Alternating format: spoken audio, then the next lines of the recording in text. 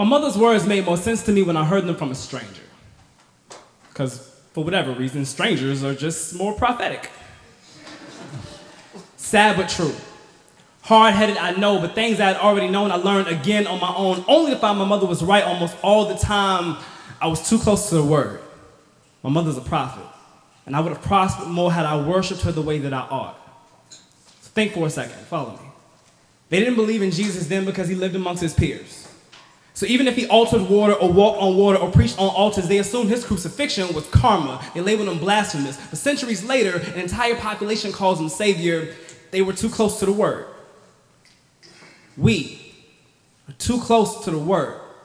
So maybe miracles by what we consider to be mere men are thought to be movements by some inspired mortals, no more godlike than you or me. But with that logic, I assume that heroines during slavery were just bold, that heroes during the civil rights movement just got lucky, and there was nothing prophetic about writers during the Renaissance, right? We recorded their lives. But instead of writing holy books on their accomplishments, we exploit their ups and downs on silver screens. Musicians or activists that have touched our hearts don't get a Hallmark holiday where the world stops its rotation, but centuries from now, they'll say how Audre Lorde and Maya Angelou wrote the world into fruition. How Martin Luther was a king who was bigger than Christianity, how Malcolm was better than Islam, how Gandhi was bigger than Hindu, how Mother Teresa was Shiva, how Cobain was crucified by demons, how Marley was Moses, how Michael Jackson moonwalked across constellations, how Ray Charles healed the blind, how Jerry Garcia raised the dead.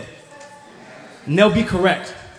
Harriet Tubman could have saved so many more, not that they knew they were slaves, but they understood that she was Christ. Christ, a Greek word meaning Messiah, a Hebrew term meaning Savior, one who saves people. I have always wondered why Tupac sounded exactly like Psalms, while Revelations reminded me of Biggie's Ready to Die. There's a Jesus amongst you. There's a Muhammad at your job. There was a Buddha screaming from a bassinet. There was a Krishna on stage. There was a goddess washing dishes in your kitchen. There was a deity blowing you kisses. There was a future religion holding a sign written on cardboard with his own rags to riches prophecy. There was a Bible blasting through the lyrics of your MP3 player, and moments of divinity in the beautiful silence of two lovers or watching an artist paint the world in 6 minutes and rest on the 7th. We are very close to the word. Shh. Just listen.